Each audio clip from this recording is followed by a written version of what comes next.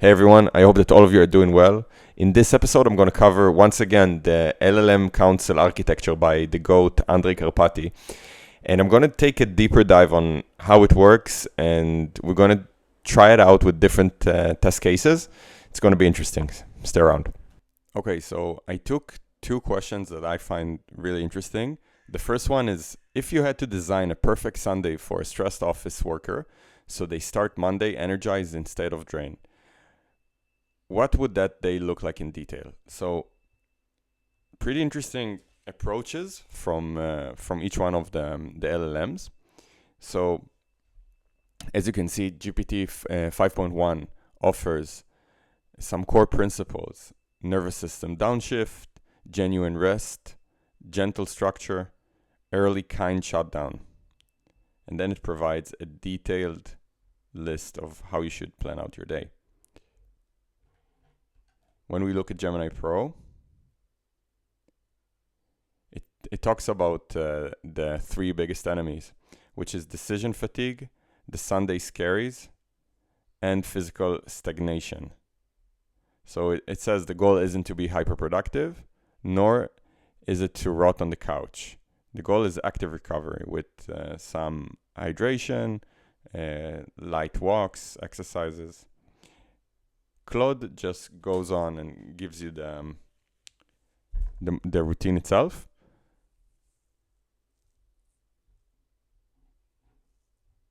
Not too much fluff. And Grok does the same, where it gives us a bit of an intro before.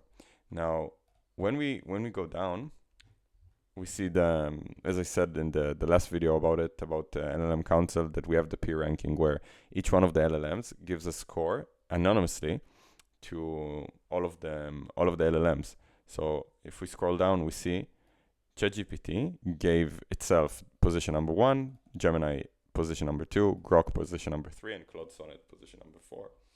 And we can keep on going, and we see that also Gemini favored GPT-5, and Claude the same, and Grok GPT-5 and itself in position number 2. Now, in this case, I chose Claude Sonnet 4.5 to be the chairman. So the model is the one, Claude is the one that gives us the summary and gives us the bottom line. So why this actually works is it comes after the rules. Let's see. So it's more of like a plan, similar to the answer it gave us. Let's look at the core principles. Decision fatigue, too many choices drain us. Sunday scaries, anticipatory anxiety about Monday, physical stagnation, a week of sitting needs gentle movement, not collapse. Interesting. Then gives us a plan for it.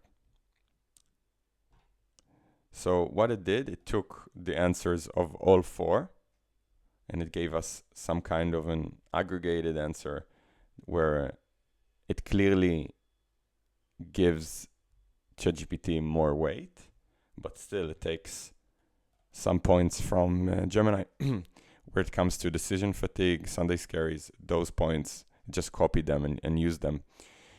Let's go to the other test case. What is the one habit that would most improve the average person's life in the next 5 years, and why do most people fail to adopt it? So, ChatGPT offers us a walk, a 30 to 45 minute walk each day. Gemini 3 talks about active attention management, basically saying that right now we're consuming a lot of algorithmic content, short form. We're draining our brain from dopamine. And in order for us to have high attention span over time, we need to train it. We need to engage in active attention management. Claude 4.5 gives us kind of like a general recommendation of regular exercise, and Grok 4, exercise as well. Now, if we look on the peer ranking, ChatGPT ranked itself, and then Claude, Gemini, and Grok. By the way, it looks like Grok is always the last one. In all of the tests I ran, it never got a proper answer, which says a lot about the model. Just subpar to the other LLMs that we have right now. It's really positioned for. Gemini again gives it to ChatGPT. Also Claude, and also Grok. Now let's have a look on the bottom line. So here we're going with the brisk walk of 30 to 45 minutes a day, and it does make sense because we see that in most of the answers that we got, we talk about exercise. ChatGPT, sorry, I think it was Claude. It was Gemini. No, sorry, ChatGPT gave us a specific type of thing we can do in order to solve the issue that we have. And yeah, we use that instead of just saying, just do exercise, which is nice in my opinion, where we kind of, the chairman understands that the LLMs are talking about the same thing, and it takes a specific type of example and action item that we can use. Yeah. So walk it is. Okay, so that was another run of LLM Council. I find the answers here really interesting, and it makes sense to me more than using each one of those LLMs without the others, like just having an engagement with it.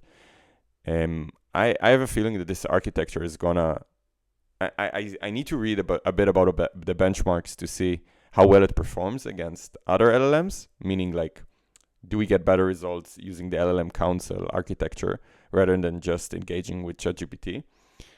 I feel it does. I feel, as I said in the last video, the use case here is mainly medicinal. It can be a huge thing coming forward to 2026. Yeah, I'm curious about it. So thank you guys for listening. Stay tuned.